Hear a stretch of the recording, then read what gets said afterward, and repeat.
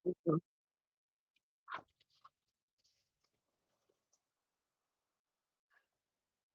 करते हैं महर्षि पतंजलि के लिए लिखे हुए प्रार्थना के साथ में। योगेन चित्तस्य पदेन वाचां मलं शरीरस्य च वैद्यके योपाकरोत्तं प्रवरं मुनीनां पतञ्जलिं प्राञ्जलिरानतोऽस्मि।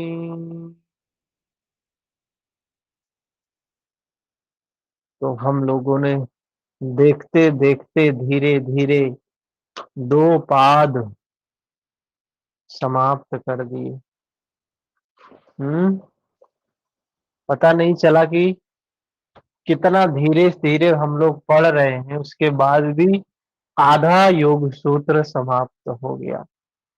योग सूत्र को समाप्त करने में समय नहीं लगता है। हम्म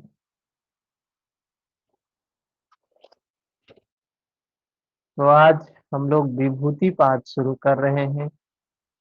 योग के 8 अंगों में से प्रथम 5 का वर्णन दूसरे पाद में, साधन पाद में किया गया। अंतिम 3 अंग धारणा, ध्यान, समाधि का वर्णन इस तृतीय पाद विभूति पाद में प्रस्तुत है।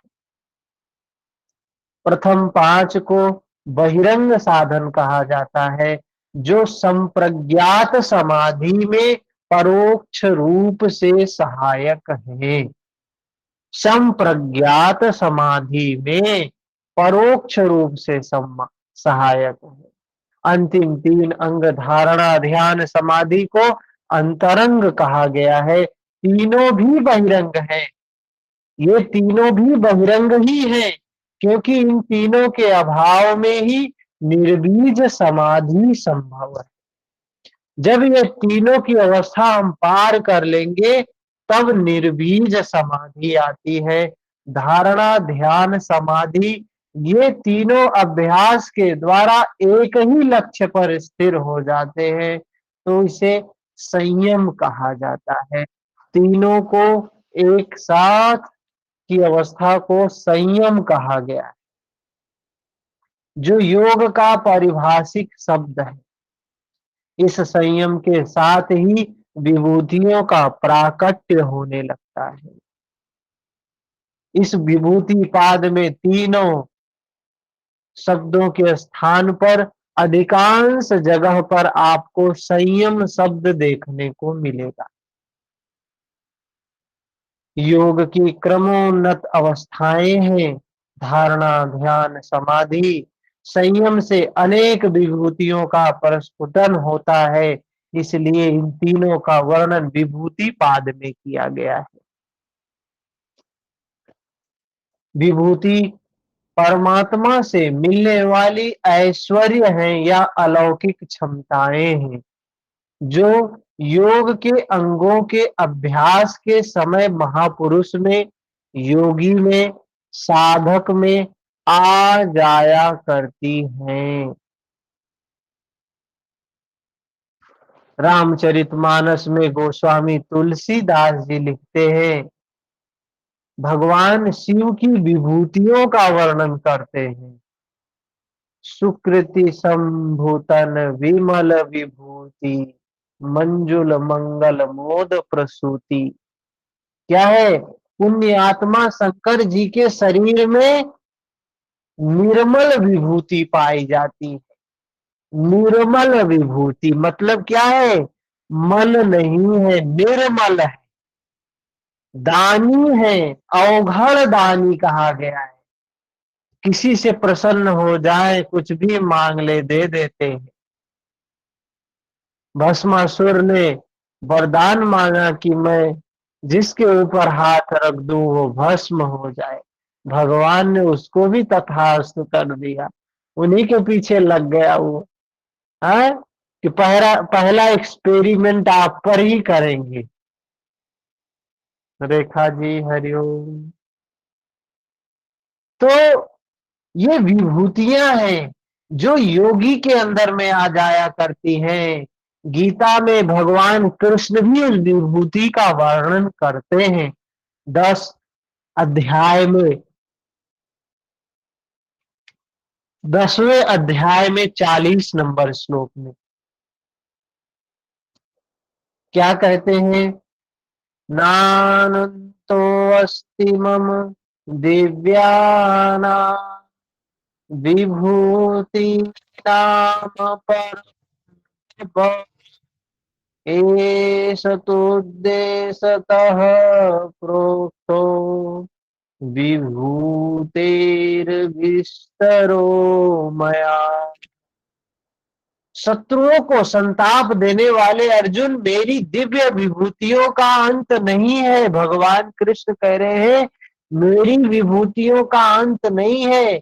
ये वर्णन तो संक्षेप में कहा गया है, वस्तुतः वे अनंत है। भगवान कहते हैं सूर्य में प्रकाश मैं हूं, पृथ्वी में क्षमता मैं हूं, आकाश की व्यापकता मैं हूं, पांडवों में धनंजय, ऋषियों में संकादि इत्यादि मैं हूं। इस प्रकार जो कुछ भी अध्याय 10 में कहा गया संक्षेप में है, क्योंकि अगले ही अध्याय में अर्जुन इन विभूतियों को देखना चाहता है। प्रत्यक्ष दर्शन से विभूतियां समझ में आती हैं। तो विभूति पाद का वर्णन महर्षि पतंजलि करते हैं, भगवान कृष्ण भी विभूतियों के बारे में बताते हैं, गोस्वामी तुलसीदास जी बताते हैं, और भी जितने महापुरुष हुए हैं उन लोगों ने बताया है विभूतियों के बारे में। हाँ, लोक लोक प्रति भिन्न विधाता, भिन्न भिन्न विष्णु शिव मनु हृषिदाता कहा गया है। ये रामचरितमानस का उल्लेख कर रहे हैं। क्या है? विभूतियों के बारे में जी भी कुछ कहते हैं। संत कबीर के समक्ष यही दृश्य आया। क्या कहा कबीर जी? क्या कहते हैं? देख देख जी अचरज होई, यह पद पूछे विरला कोई, धरती उलट आकाश ही जाई, चीटी के मुख हस्ति समाई, सूखे सरवर उठे हिलोरा, बिन जल चकवा करे किलोला, बैठा पढ़ पंडित पढ़े पुराना, बिन देखे का करे बखाना। ये देखने की बात आती है। बिना देखे कोई क्या बखान करेगा इन विभूतियों का? अर्जुन भी देखने के लिए कहता है भगवान कृष्ण से कि मुझे भी विभूतियों को देखना है। वर्षा जी हरिओम। कबीर ने अचंभा देखा, देखा आश्चर्य देखा, और जो नहीं देखा नहीं सुना, जो मनहु न समाई। एक ही बात है, हर महापुरुष के समक्ष ये विभूतियां आती हैं, किंतु अंतर चिंतन में धारणा ध्यान समाधि की अवस्था के साथ ही इनका प्रस्फुटन होता है, जिनमें प्रस्तुत है महर्षि पतंजलि के द्वारा धारणा। क्या कह रहे हैं? धा देश बंध चितस्य धारणा, धारणा इन्होंने बताया। यहां तक पीछे अध्याय तक सभी ने सुना है। जिन लोगों ने नहीं सुना है उनको पीछे के लेक्चर को सुन लेना चाहिए, ठीक है? जब पीछे के लेक्चर को सुने होंगे तो बात समझ में आएगी, नहीं तो बात समझ में नहीं आएगी। क्योंकि सूत्र है ना, सूत्र तो एक दूसरे से जुड़ा होता है। तो धारणा से शुरुआत करते हैं। क्या है धारणा? क्या है? किसी एक स्थल पर चित्त को बांधना ही धारणा है। देश बंध चित्तस्य धारणा। अब बात आती है देश क्या है? देश क्या है? तो देश यही हमारा शरीर ही देश है। इसमें कहा बंध, बांधना चित्त इस देश से बाहर ना जाए, इस हृदय देश से बाहर ना जाए, चित्त इसी शरीर में हो, विषयों के पीछे ना हो, इसी शरीर में चित्त को बांध देना धारणा है। चित्त को जहां ठहराया जाए उसे लक्ष्य को धारण किए रहना धारणा है। ये बताया क्या है? धारणा मतलब चित्त बाहर नहीं गया, इस शरीर में ही है। शरीर से बाहर क्या हो रहा है? कोई वो नहीं है। इस शरीर में जो कुछ हो रहा है, इस ब्रह्मांड में जो कुछ हो रहा है, उसको कहा सजगता के साथ जान रहे, उसके साथ जुड़े हुए हैं। क्या है? ये धारणा है। इसके बाद ध्यान के बारे में बताते हैं अगला सूत्र। तो यम नियम आसन प्राणायाम प्रत्याहार धारणा, यहां तक क्या बताया? यम क्या है? यम नियम हमने देखा, फिर आसन देखा, स्थिरता की स्थिर होना, स्थिर सुखम आसनम। फिर अपने विकारों को समाप्त करने के लिए अपने श्वास पर नियंत्रण साधा है। श्वास से फिर उसके बाद बताया मन पर नियंत्रण साधो है। मन पर क्या है? प्रत्याहार। प्रत्याहार इसके बाद, प्रत्याहार के बाद धारणा बता रहे हैं।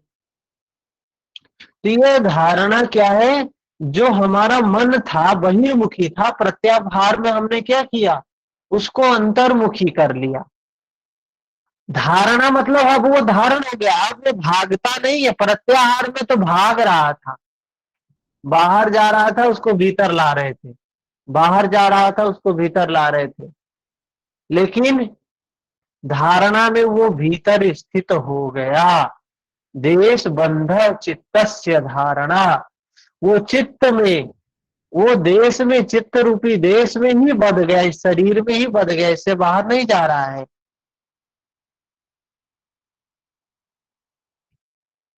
इसके बाद ध्यान बताते हैं। ये सभी सीढ़ियां है, जैसे हम हमारे घरों में सीढ़ी बनी होती है ना, कितने डंडे होते हैं उस सीढ़ी में? तो बताया किसी के घर 10, किसी में 15, किसी में 20। तो हमारे इस पुरुषार्थ को प्राप्त करने के लिए जो योग रूपी मार्ग बताया गया, उसमें कितनी सीढ़ियां बताई है? 8 सीढ़ियां बताई। यम है, नियम है, आसन है, प्राणायाम है, प्रत्याहार है। यम नियम आसन के लिए आधार है, आसन प्राणायाम के लिए आधार है, प्राणायाम प्रत्याहार के लिए आधार है, प्रत्याहार धारणा के लिए आधार है, धारणा ध्यान के लिए, ध्यान समाधि के लिए। तो धारणा, जब चित्त में स्थिरता आ गई और वो धारणा कंटिन्यू बनी हुई है, खंडित नहीं हो रही है, कहा तत्र प्रत्येकता नता ध्यानम। जहां चित्त को लगाया गया है ना, उसी में वृत्ति का एक तार चलना, क्रम ना टूटना ध्यान कहलाता है। जैसे हमने कहा श्वास देखना है, कभी आप देखने का प्रयास करिए श्वास को, 10 मिनट बैठ के रोज देखने का प्रयास करिए। सोने से पहले 10 मिनट, शाम को सुबह उठने के बाद 10 मिनट, और 1 हफ्ता 10 दिन करिए। इसका एनर्जी आप देखेंगे कितना होता है, और साथ में मन का भी दर्शन हो जाएगा। लोग कहते हैं मन का दर्शन नहीं होता, आप मन को देख भी लेंगे कि मन कैसे काम करता है। छोटा सा काम कहेंगे उसको करने के लिए भागेगा बहुत तेज। श्वास पर लाएंगे फिर भाग जाएगा, श्वास पर लाएंगे फिर भाग जाएगा। कह रहे हैं ये देखने की प्रक्रिया जब निरंतर होने लगे, मतलब कंटिन्यू हम घंटों बैठे हैं, श्वास को छोड़कर मन इधर उधर कहीं जा ही नहीं रहा है, कहीं नहीं जा रहा है, इसको क्या कहा? ध्यान है। एकता नता ध्यान, एकता कंटिन्यू सजगता बनी हुई है, अवेयरनेस बना हुआ है। कहा तैल धारावत अवच्छिन्नम, तैल धारा, जैसे तेल की धारा गिरती है ना, टूटती नहीं है, वैसे ही कह रहे हैं इसको देखते रहना है, देखते रहना है। देखते देखते क्या होगा? देखते देखते और गहराई में उतर जाएंगे, समाधि की स्थिति आ जाएगी, श्वास शांत हो जाती है, सतत ज्ञान रहता है, अन्य कोई विचार नहीं आने पाता है ध्यान में। ध्यान में ध्याता और ध्येय का द्वैत होता है। ध्यान के प्रयास की चेतनता नहीं पाई जाती है। ध्यान सूक्ष्म होते होते जब केवल ध्येय ही बचा हो, मतलब ध्याता समाप्त हो गया, सिर्फ ध्येय ही बचा हुआ है, तब समाधि की अवस्था आ जाती। यही धारणा ध्यान होता है, ध्यान समाधि हो जाती है। समाधि की परिभाषा क्या बताया महर्षि पतंजलि ने? अच्छा, एक चीज देखा होगा इसके पहले अभी तक महर्षि पतंजलि ने जो बताया है योग के अंगों के बारे में, यम नियम आसन प्राणायाम प्रत्याहार तक जितना बताया, बताने के बाद उसका परिणाम भी बताया। ये होता है आसन से द्वंद्व समाप्त होते हैं, प्राणायाम से धारणा से च योग्यता, मनसा प्रत्याहार से ये लाभ मिलता है। लेकिन धारणा ध्यान समाधि तीनों एक लाइन में बता रहे हैं। समाधि क्या है तो जानते हैं क्यों ऐसा बताया? धारणा का परिणाम है ध्यान, ध्यान का परिणाम है समाधि, धारणा का फल ध्यान, ध्यान का फल समाधि, इसलिए सीक्वेंस में बताया है। ठीक है ना? मतलब धारणा तक, वहां तक तो प्रयास करके आप आ सकते हैं, लेकिन यहाँ प्रयास नहीं। यहाँ गंगा में जैसे ही गंगा में धारा गिरी तो वो धारा सीधा सागर तक पहुंचेगी। तो कह रहे हैं धारणा में उतर गए अगर, तो ध्यान होगा आगे चल के, ध्यान से समाधि की अवस्था आ जाएगी। उसके लिए आपको कुछ करना नहीं है, होने वाली चीजें हैं। तो समाधि क्या बताया? तदेव अर्थमात्र निर्भासम स्वरूप शून्यमिव समाधि, तदेव अर्थमात्र निर्भासम स्वरूप शून्यमिव समाधि। समाधि की अवस्था है जहां स्वरूप शून्य हो गया। ये स्वरूप क्या है हमारा? मैं मेरे का भाव बिल्कुल समाप्त ही हो गया।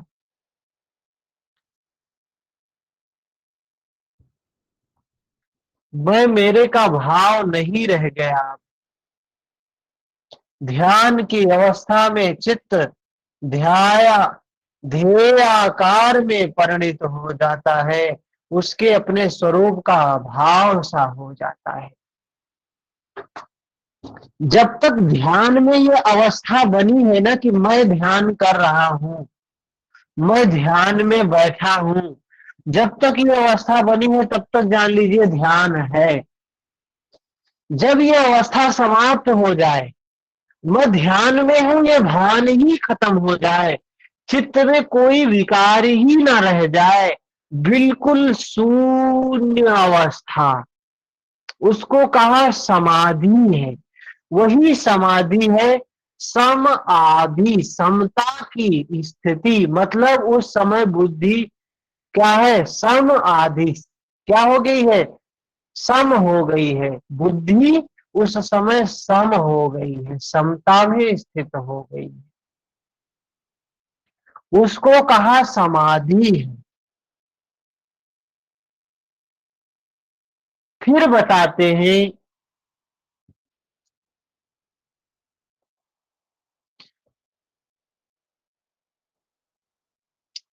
आगे 4 नंबर सूत्र में यही बताया कि धारणा, ध्यान, समाधि, ये तीनों को एक नाम दे दिया।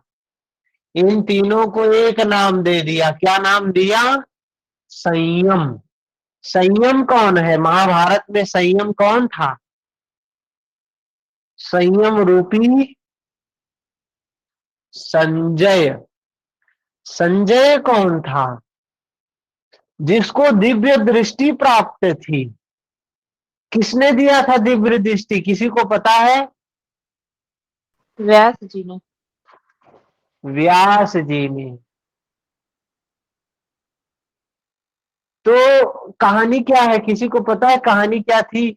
व्यास जी जाते हैं, युद्ध उधर चल रहा है, दिव्य दृष्टि कैसे देते हैं, किसी को पता है कहानी।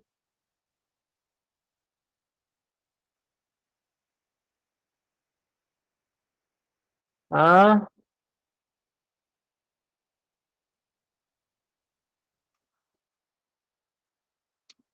ये उसको दिव्य दृष्टि क्यों नहीं देते, धृतराष्ट्र को क्यों नहीं दे देते, संजय को क्यों दिया उन्होंने।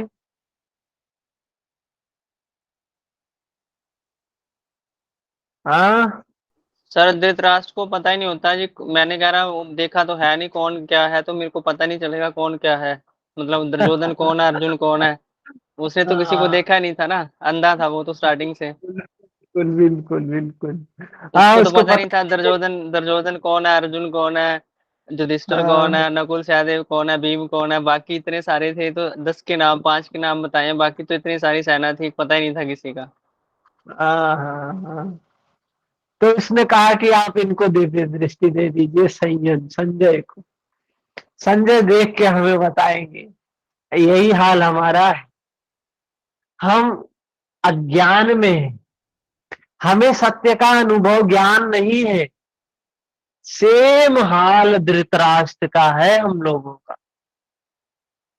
धृतराष्ट्र की अवस्था में है, संयम नहीं है जीवन में, संजय नहीं है जीवन में। और संयम तो धारणा, ध्यान, समाधि से घटित होगा ना। अगर कहते हैं जीवन में संयम उतर जाए, बस कल्याण हो गया, कोई रोक ही नहीं सकता कल्याण से, सिर्फ संयम उतर जाए। तो धृतराष्ट्र बेचारा अंधा था, जन्मांध है, जन्म से अंधा है। हम लोगों को भी जन्म से ज्ञान नहीं है, ये तो श्रुत ज्ञान हो रहा है आज, जन्म से भी यथार्थ का ज्ञान नहीं है। तो कैसे हम यथार्थ ज्ञान प्राप्त करेंगे, तो संयम के माध्यम से ही प्राप्त कर सकते हैं। जैसे धृतराष्ट्र संजय के माध्यम से देख रहा था, वैसे ही हम लोग भी संयम के माध्यम से देख सकते हैं सत्य को।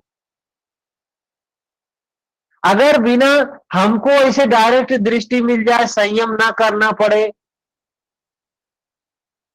तो हम पहचान ही नहीं पाएंगे कौन अच्छा है, कौन बुरा है, कौन हमारा है, कौन पराया है। हम जानते हैं संयम ही हमें सिखाता है ये दुर्गुण क्या है, सद्गुण क्या है। तो तीनों को मिला के बताया संयम है। एक ध्येय में धारणा, ध्यान, समाधि का होना संयम है। संयम शब्द से इन तीनों का ही अभिप्राय है। पहले ध्येय को धारण करना होगा, ध्यान की स्थिति से गुजरना होगा, केवल ध्येय की अनुभूति रहने पर समाधि इस प्रकार संयम हो जाता है। इन तीनों का प्रतिफलन संयम है। धारणा, ध्यान, समाधि का परिणाम संयम है। संयम सहज होते ही इसका प्रभाव बताते हैं। बहुत महत्वपूर्ण है। संयम जब सध जाता है, तीनों धारणा, ध्यान, समाधि सिद्ध हो गई, पुष्ट हो गई, तो बताते हैं 5 नंबर सूत्र में, तज्जयात प्रज्ञालोकः। तज्जयात, तज्जयात का मतलब क्या है? उसको जीत लेने से क्या होता है? प्रज्ञा आलोकः। तो प्रज्ञा अभी तीसरी बार यहां शब्द आ रहा है प्रज्ञा का। पहली बार कहां आया है, कोई बता सकता है? प्रज्ञा शब्द का प्रयोग समाधि पाठ में। हाँ, समाधि पाठ में है। तत्र तंभरा तत्र प्रज्ञा। वहां बताया कि हमारी बुद्धि ऋतंभरा हो जाती है, ऋत को धारण करने वाली हो जाती है प्रज्ञा। फिर उसके बाद साधन पाद में क्या आया है? तस्य सप्तधा प्रांत भूमि प्रज्ञा। कह रहे हैं ये हमारी बुद्धि सप्तधा हो जाती है, प्रज्ञा वाली हो जाती है। प्रांत भूमि प्रज्ञा कैसे होती है? योग के अंगों के अनुष्ठान से। तो आपने योग का अंगों का अनुष्ठान कर लिया ना, हमने पढ़ लिया, कर लिया।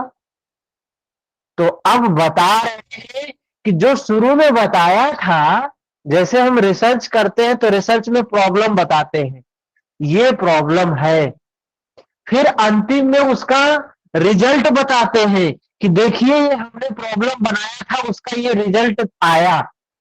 तो यहां बता रहे हैं कि संयम का परिणाम क्या होगा?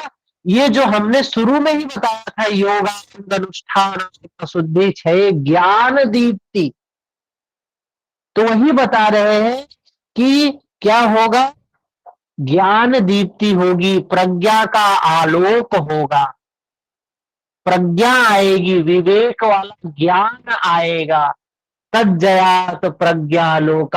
योग के अंगों का अनुष्ठान करेंगे तो प्रज्ञा जागृत होगी। ये योग के अनुष्ठान के पूर्व बताया था, अभी उसको पुष्टि कर रहे हैं कि देखो ये प्रज्ञा जग गई, योग का अंगों का अनुष्ठान किया, आपने संयम को धारण किया, प्रज्ञा जग गई। महर्षि ने इसको बताया। ठीक है, 5 नंबर तक बात समझ में आ गई।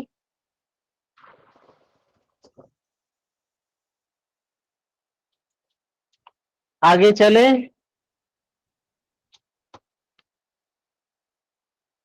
इसके बाद जब प्रज्ञा सद गई, संयम के सदते ही बुद्धि ज्योतिर्मय परमात्मा के प्रकाश से, उस चेतन के प्रकाश से प्रकाशित हो जाती है। प्रज्ञालोक, प्रज्ञा अलौकिक हो जाती है। यह संयम अकस्मात नहीं होता है, क्रम क्रम से चलने पर होता है। शुरू में बताया, समाधि पाद में, साधन पाद में भी प्रज्ञा का नाम लिया, विभूति में भी बता रहे हैं कि ये प्रज्ञा क्या है? ये विभूति है प्रज्ञा। विभूति मतलब क्या है? बुद्धि बिल्कुल तीक्ष्ण हो गई है, बिल्कुल तीव्र हो गई है बुद्धि, विवेकज ज्ञान वाली बुद्धि हो गई है। ये भी विभूति है। क्या है ये? विभूति है ये। तो ये प्राप्त हो गया। अब उसके बाद प्रज्ञा के बाद बताते हैं कि यह प्रज्ञा कैसे प्राप्त होती है। प्रज्ञा तो प्राप्त हो गई, आलोकित वाली प्रज्ञा प्राप्त हुई है। मतलब जब सारे विकार नष्ट हो जाएंगे, जैसे बादल, सूर्य के ऊपर से जो बादल होते हैं जब हट जाते हैं तो सूर्य का प्रकाश दिखाई देने लगता है ना। तो वही कहा तज्जयात प्रज्ञालोका, जब हम योग के अंगों का अनुष्ठान कर लेंगे, आठों अंग पुष्ट हो जाएंगे, तो उसका आलोक, उस परमात्मा का आलोक से आलोकित हो जाएगी प्रज्ञा, प्रकाशित हो जाएगी। उसके बाद फिर बताते हैं तस्य भूमिषु विनियोगः। अब बताते हैं कि संयम के प्रयोग की विधि का वर्णन करते हैं। क्या कहते हैं? उस संयम को क्रम से भूमियों में लगाना चाहिए। ये जो संयम है ना, धारणा, ध्यान, समाधि, तो कहा धारणा एक भूमि है, ध्यान एक भूमि है, समाधि एक भूमि है। इस प्रकार क्रम क्रम से चलने पर संयम सध जाता है। अब कोई व्यक्ति सोचे कि प्रत्याहार के बाद सीधा समाधि पे पहुंच जाए तो संभव है क्या? नहीं संभव है। धारणा, ध्यान, समाधि से ही जो कुछ है संभव है, बिना धारणा, ध्यान, समाधि के संभव नहीं है। और ये क्रम से होगा। धारणा के बाद ध्यान आएगा, ध्यान के बाद समाधि घटित होगी। कहा ये भूमिषु विनियोग, ये क्या होता है? भूमियों में, धारणा, ध्यान, समाधि की भूमियों में जो विनियोग होता है वो क्रम से होता है। तस्य भूमिषु विनियोगः। ठीक है। इसके बाद फिर बताते हैं, अब इन तीनों के बारे में, इनकी तीनों की विशेषता बताते हैं। त्रयम अंतरंग पूर्वेभ्यः, जो योग के 8 अंग बताए हैं भगवान ने, महर्षि पतंजलि ने, कह रहे हैं ये 3 आखिरी वाले जो है ना, शुरू के 5 के लिए अंतरंग है, उनके हिसाब से अंतरंग है ये। किसके हिसाब से? जो यम, नियम, आसन, प्राणायाम, प्रत्याहार है, ये बहिरंग है और उसको कहा अंतरंग है। पाद 2 में जो 5 साधन पाद बताए गए हैं, ये क्या है? धारणा, ध्यान, समाधि की अवस्था में के स्वरूप में इनसे सूक्ष्म है और गहराई में है, अंतरंग साधन है। फिर भी कह रहे हैं आगे, तदपि बहिरंग निर्बीजस्य, फिर भी ये बहिरंग है। किसके लिए? निर्बीज समाधि के लिए भी धारणा, ध्यान, समाधि भी क्या है? बहिरंग है। धारणा, ध्यान, समाधि भी बहिरंग है निर्बीज समाधि के लिए। और ये धारणा, ध्यान, समाधि अंतरंग है यम, नियम, आसन, प्राणायाम, प्रत्याहार के लिए। सबीज समाधि में ये अंतरंग है, लेकिन निर्बीज समाधि के लिए ये क्या हो जाएगा? बहिरंग हो जाएगा। धारणा, ध्यान, समाधि बहिरंग है, किसके लिए? प्रश्न आ सकता है, किसके लिए? निर्बीज समाधि के लिए। और धारणा, ध्यान, समाधि अंतरंग है, किसके लिए? सबीज समाधि के लिए। तदपि बहिरंग निर्बीजस्य, अंतरंग होने पर भी धारणा, ध्यान, समाधि के बीज तो विद्यमान है। अतः निर्बीज समाधि की तुलना में ये साधन बहिरंग है। बहिरंग का आशय प्रकृति की ओर गमन नहीं है, बल्कि ये समाधि की ऊपरी परत है। निर्बीज समाधि और गहराई में है, तुलना में, उसकी तुलना में बहिरंग है। ठीक है। उसकी तुलना में बहिरंग है। ठीक है ना। यहां तक आज तो 9 सूत्र 8 सूत्र हुआ है। किसी का कोई प्रश्न है तो बताइए। इन 8 सूत्रों में कुछ समझना नहीं आया है तो बताइए।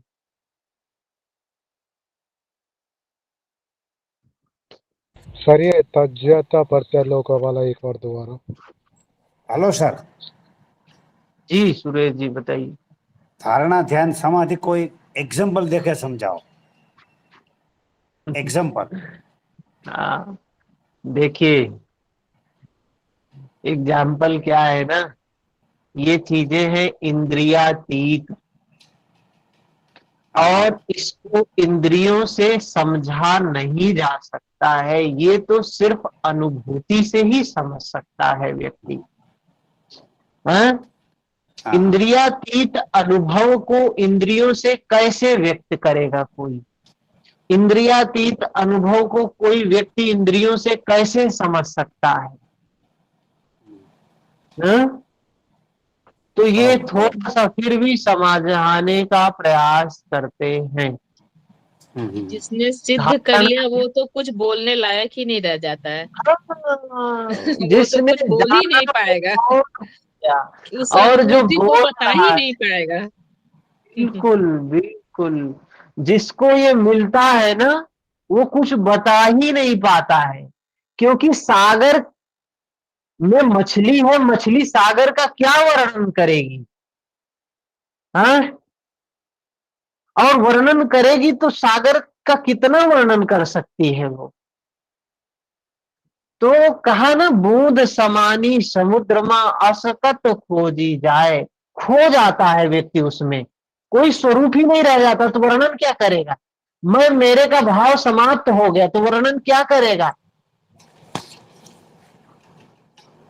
ये सभी का व्यक्तिगत अनुभव हो सकता है। किसी को कुछ अनुभव हो सकता है, किसी को कुछ अनुभव हो सकता है।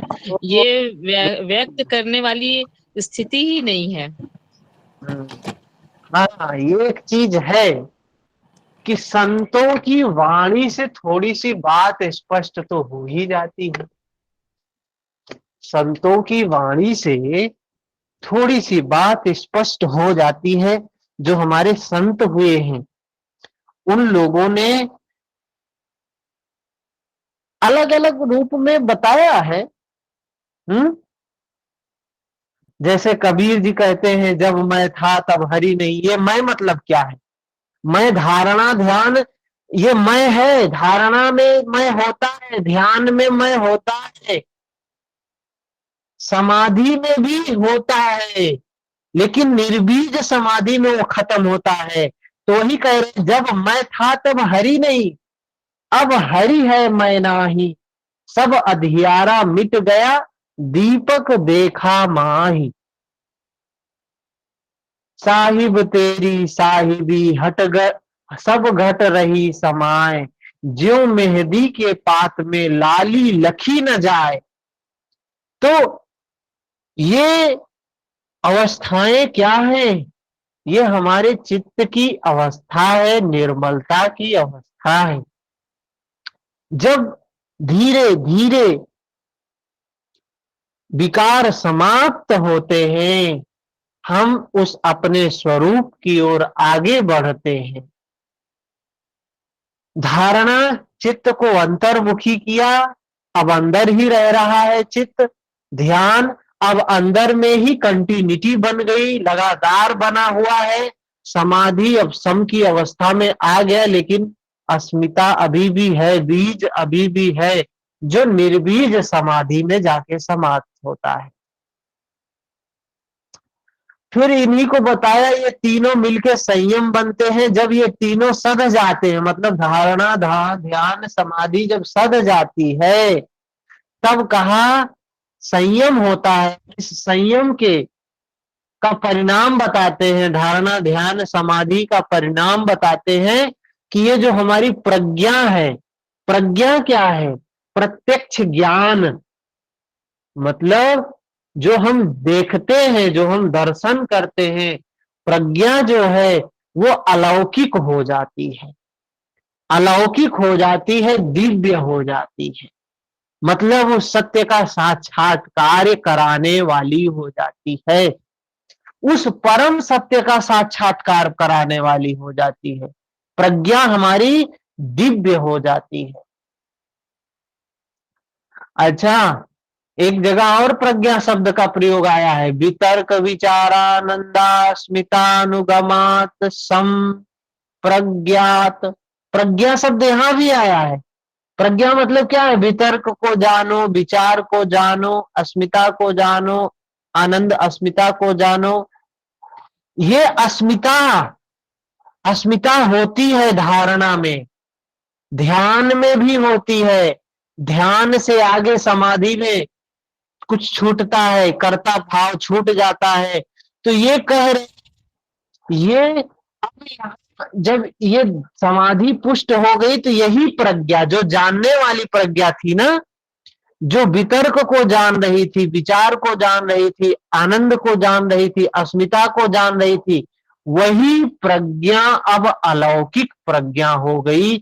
मतलब अब उस परम तत्व परमात्मा को का दर्शन करने की क्षमता वाली हो गई है। एक प्रज्ञा होती है जो हमारे शरीर के अंदर सच्चाई को अनुभूति करवाती है, एक प्रज्ञा होती है जो हमारे शरीर से परे की सच्चाई का दिग्दर्शन करवाती है। तो कह रहे इस संयम के सदने से उस अलौकिक प्रज्ञा का की क्षमता प्राप्त हो जाती है। ठीक है, समझ में आया गुलशन जी? जी क्लियर हो गया सर। जी सर। અને હા એ તો સારું છે પણ એ પાછું શું કે और किसी का प्रश्न? कोई किसी का प्रश्न 8 नंबर तक? भैया तस्य भूमिषु विनियोग को बताइए ना थोड़ा एक बार। तस्य भूमिषु विनियोग से तात्पर्य है कि जो ये हम संयम में स्थित होते हैं, संयम में पुष्ट होते हैं ना, तो ये चित्त का प्रोसेस है, इंटरनल मामला है चित्त का। हाँ, एक मिनट रुक जाए। चित्त का इंटरनल मामला है, तो कह रहे हैं स्टेप बाय स्टेप होने वाली चीज है। एक मिनट,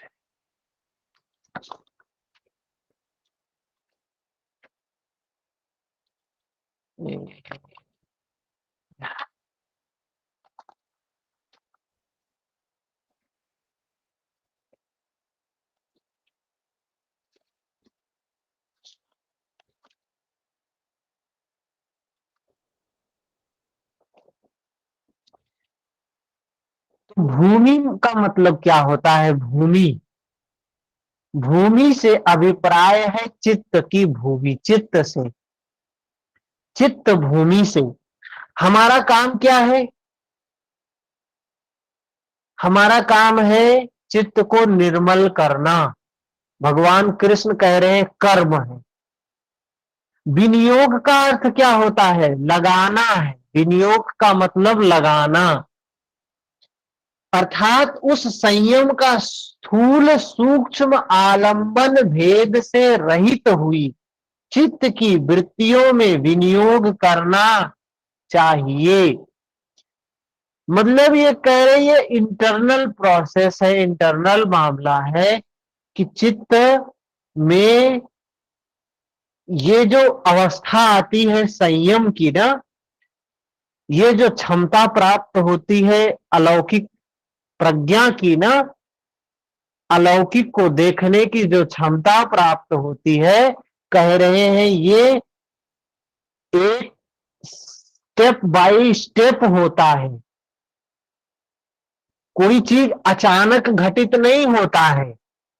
जैसे बारिश होती है, बादल आते हैं, बारिश होती है, दिन समय बीत रहा है ना, धीरे धीरे समय बीत रहा है।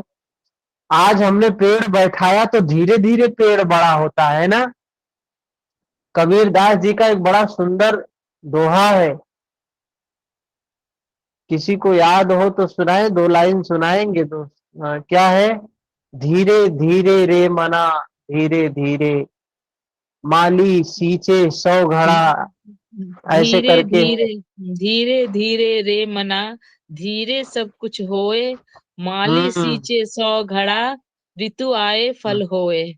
हाँ, तो ये जो ये बिल्कुल सटीक बैठ रहा है इस पर। तस्य भूमिषु विनियोग, बिल्कुल सटीक बैठ रहा है कि हम धीरे धीरे स्टेप बाय स्टेप उस वो होती है। माली सींचे 100 घड़ा, फल ऋतु, क्या बोला? फल ऋतु आए, आए फल होए। ऋतु आए फल हो। जब ऋतु तो फल होगा। वो कोई ये नहीं डिसाइड कर सकता है कि हम आज ढेर सारा मेहनत कर लें और ढेर सारी प्राप्ति आज ही हो जाएगी। आज रात भर हम समाधि लगा के बैठ जाए, सुबह में प्राप्त कर लें, संभव नहीं है। एक कहानी भी हमने सुनाया था, किसकी? उनकी आनंद की। हाँ, कि 500 अरहंतों की सभा होने वाली थी और आनंद अभी अरहंत नहीं हुए थे। तो उनका इंतजार करती है सभा कि ठीक है, आपको 3 दिन का टाइम दिया जाता है, 3 दिन के अंदर आप अरहंत हो जाओगे तो आपको शामिल कर लिया जाएगा। 2 दिन मेहनत करते हैं, खूब मेहनत करते हैं, और उनके कितने शिष्य अरहंत हो चुके थे, आनंद के कितने शिष्य अरहंत हो चुके थे, लेकिन आनंद को वो अवस्था नहीं प्राप्त हुई थी। तो वो उसके लिए 2 दिनों तक प्रयत्न किए, खूब प्रयत्न किए, खूब प्रयत्न किए। शाम को, दूसरे दिन शाम को आते हैं सभा के मेंबर, कहते हैं आज रात भर और इंतजार करेंगे आपका। अगर आज आप अरहंत नहीं हुए तो हम अपनी सभा शुरू कर देंगे। आनंद कहते नहीं, आज रात में तो हो ही जाएंगे। संकल्प करते हैं आज सुबह सूर्योदय से पूर्व हो ही जाएंगे। शुरू करते हैं साधना, शुरू करते हैं समाधि की अवस्था में, लेकिन मन में क्या है? तृष्णा है अरहंत होने की, उस परमात्मा को प्राप्त करने की तृष्णा है। सुबह तक होती है, सुबह होने को होती है। जैसे सूर्योदय होता है, उस क्षण ये जाके सच्चाई को स्वीकार कर लेते हैं, मैं अरहंत नहीं हूं। तत्क्षण, उसी क्षण उनको अरहंत की अवस्था प्राप्त हो जाती है। तो ये करने वाली चीज नहीं कह रहे, तस्य भूमिषु विनियोग, ये भूमियों में जो विनियोग होता है क्रम से होता है। ठीक है, समझ में आया? जी भैया। योगेन योगो ज्ञातव्यो, योगो योगात् प्रवर्तते, यो यो अप्रमत्तस्तु योगेन स योगे रमते चिरम। क्या है? योग से उत्तर योग जानने में आता है, और पहले योग से उत्तर योग प्रवृत्त होता है। इसलिए प्रमाद से रहित जो यत्नशील अभ्यासी है, वह पहले योग से उत्तर योग में चिर पर्यंत रमण करता है। तो ये व्याख्या बताई गई है किस प्रकार से है। ठीक है, तो चलिए यहीं पर समाप्त करते हैं। कल मिलेंगे सुबह में भगवत गीता के लिए। हरिओम, शुभ रात्रि। हरिओम भैया। हरिओम, हरिओम सर। शुभ रात्रि। हरिओम, हरिओम। हरिओम सर। हरिओम गुलशन जी।